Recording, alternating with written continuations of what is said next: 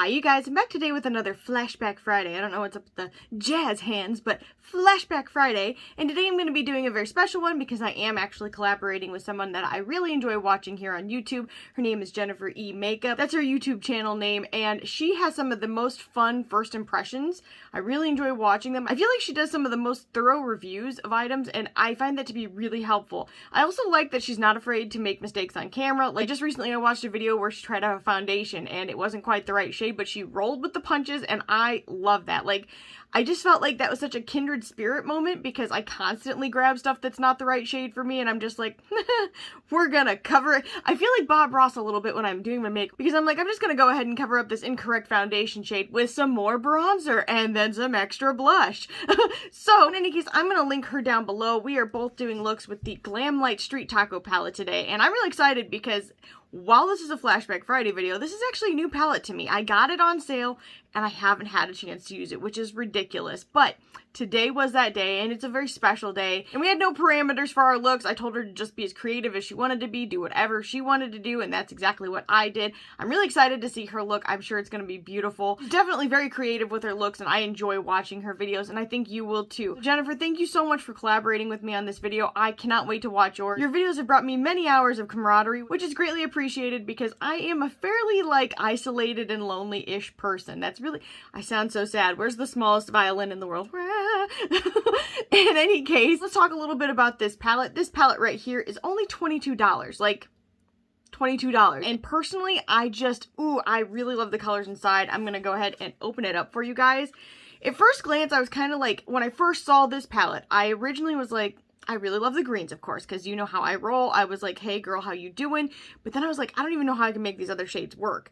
And now I've gotten to a point with makeup where I'm just like combining anything. I'm like, whatever, I don't even care anymore. Let's just combine it. Let's just see what happens. It may turn to absolute filth, or it might work out. So it's a good time. You never know what's going to happen. Sometimes it's not a good time, but that's makeup. That's why I enjoy it. In any case, I have to say that this palette definitely rings true to Glamlite's formula. I think it is beautiful. The matte shades are really easy to work with, and then the metallics are like insane. They're so beautiful. Now, I will say today I used them with a glitter glue, and I normally don't, but I've used their formulation many, many times, so I know what to expect from it. It looks about the exact same. It's just a little bit easier to adhere exactly where I want it. So I do have a question for my friends out there since I am really, really new to using it. What do you use to clean your brushes off after you put this on it? Because I'm like, this brush will never be the same. It's honestly like, I tried to wipe it off after I used it. It is like maybe forever hardened into place. I'm not sure. If you have any tips or tricks, please let your girl know because I'm a little leery of putting this back on my eye. I mean, look at it. It's kind of funky now. It's one of my first times using it, and it was really exciting. I actually think that it does add a little bit extra punch to these shades, which are already pretty darn punchy, in my opinion. But I want to go ahead and swatch this palette for you, and then I'm going to do this eye look for you. And if you want to see that, just keep watching. And I'm going to be linking Jennifer's video down below as soon as she posts it so that you guys can check out her look, because I'm sure it will be awesome. And then I will come back at the very end to give you my final thoughts, although this is, again, not really a review, but kind of sort of a little bit of a review. Alright, you guys, the very first shade is called Pico de Gallo.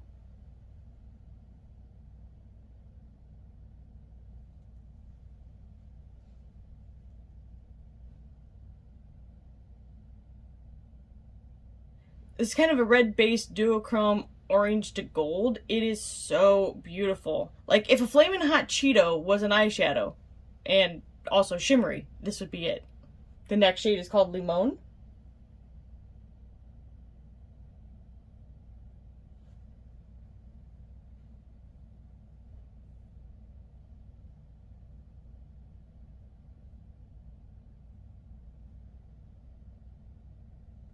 And that's a really beautiful lime green shade. It is called Red Onions.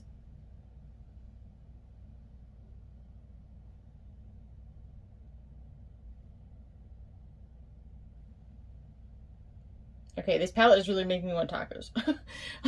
This is a really beautiful purple shade that has some pink kind of glitters to it. It does actually remind me of a shade that is in the Glamlite Michaela palette as well. The next shade is called Al Pastor. I think I said that like Al. I'm sorry. My pronunciations are a little bit on the Midwest side here. And that's like a hot pink with orange to it. It's an awesome shade. It's also slightly reddish as well. Okay, I'm pretty sure this is called Picante instead of Picanti. But for some reason I'm thinking Picanti.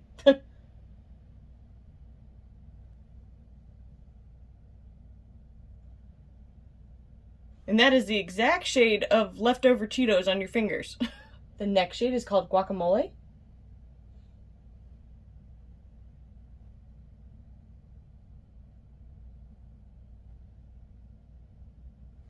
And that's a really beautiful, like, limeish green with a little bit of yellow to it as well. The sparkle in it is insane. It's called Polo.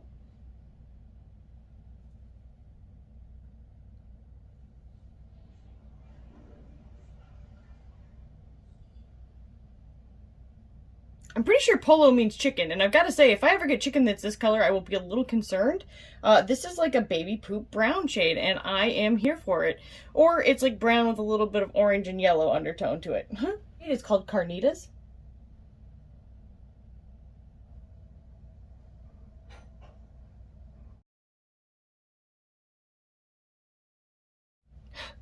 And this is probably one of my favorite shades, like, in any collection. This is like black-based, kind of goldish green. It is so stunning. Rapolo Rojo? I could be saying it wrong. I am so sorry. I've probably said a lot of these wrong.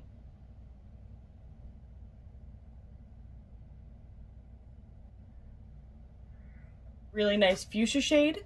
Oh yeah, it is. The last shade is called Carne Asada. Travel back in time 500 miles in the sea. Excuse my husband, he is totally the peanut gallery right now. He is literally in the hallway with his game and yelling out random stuff.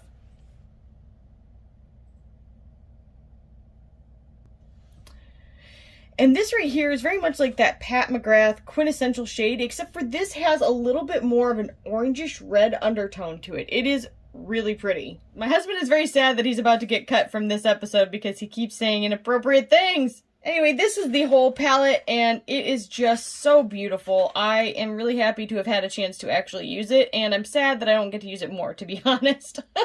Alright, and this is the whole palette in a lower light. I can't see it as I'm not thinking.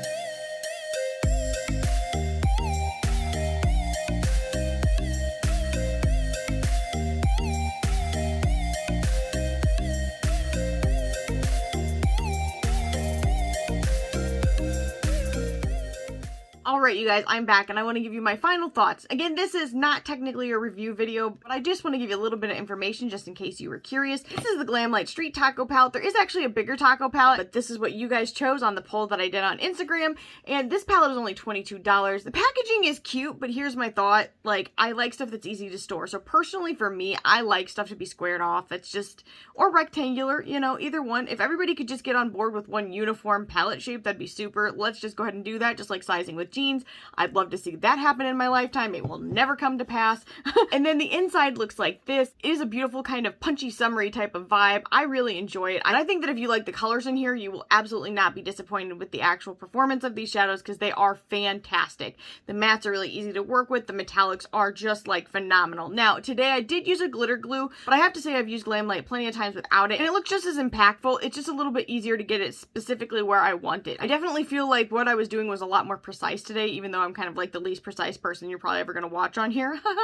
How you doing? But at the end of the day, I really like how this look turned out. I certainly cannot wait to see Jennifer's. I'm really excited that she decided to do this collaboration with me. She is definitely a sweet soul and a very kind person. And I think if you're looking for somebody that does in-depth reviews and hauls and is just a wonderful person, you will really enjoy her personality. There's definitely not a fake bone in her body, and I really enjoy that about her and people in general. So in any case, if you guys are enjoying the Flashback Friday videos, let me know, because I'd really like to know if this is a series that you guys are enjoying, and if there's anything in particular that you would like to see me try maybe for next week. If not, I will be putting up another poll on my Instagram just to see what you guys are thinking between a few different choices. The thing is, if you guys can send some prayers and good vibes my way, I have a family member who I love very, very dearly who just found out that they have cancer.